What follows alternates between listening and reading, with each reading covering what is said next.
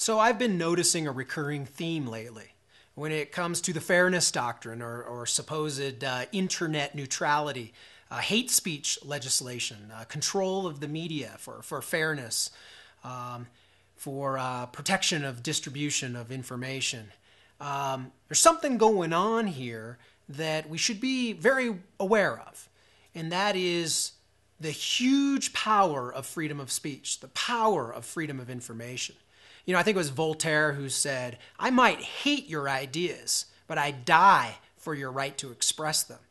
You see, it's very important to have free speech. It's our First Amendment, right? Freedom of speech and association, expression, religion, etc. Why? Because as soon as a power structure gets in power, in office, and determines what is fair speech and what's not, what's appropriate, what's not, what's truth or what's not, we have huge issues. We've had huge issues throughout history when we start to control speech.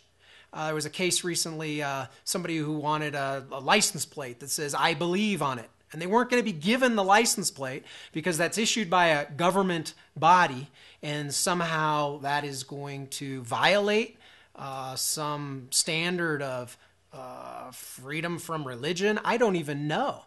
But of course somebody should be able to have a license plate that says, "I believe." What is that offending? Who is that offending?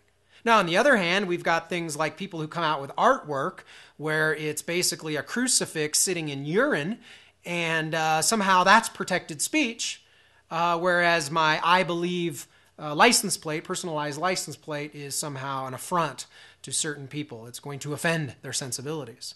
I think we need to protect both. I might hate the crucifix sitting in urine, and I might approve of the "I believe" license plate. But the power is that we've got to allow both, and we have to let free speech work its way through. Because the power of free speech is if somebody comes out there with artwork that offends the sensibilities, well then many of us are going to show up, and we, using our power of free speech, are going to say why this is offensive. This is what it's bringing up for many people. But we don't limit it, we don't prohibit it, we talk about it. And that's what Voltaire was getting to when he says, "I might hate your ideas, but I'll die for your right to express them." That's what's made our country great. That's what makes it different, is that we all have the ability to express things. Obviously, I can't commit fraud. Obviously, I can't incite people to kill. Obviously, I can't yell fire in a crowded movie theater and create a mob if there's no fire. But short of that, free speech is something we need to protect at all costs. Because throughout history, if you look at all other forms of government, it's those who are in power control the information. They control the speech.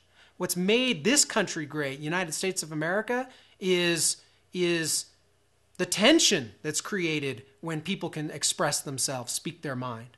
Again, I might hate what certain people have to say, but by gosh, I'm going to protect their right to express it.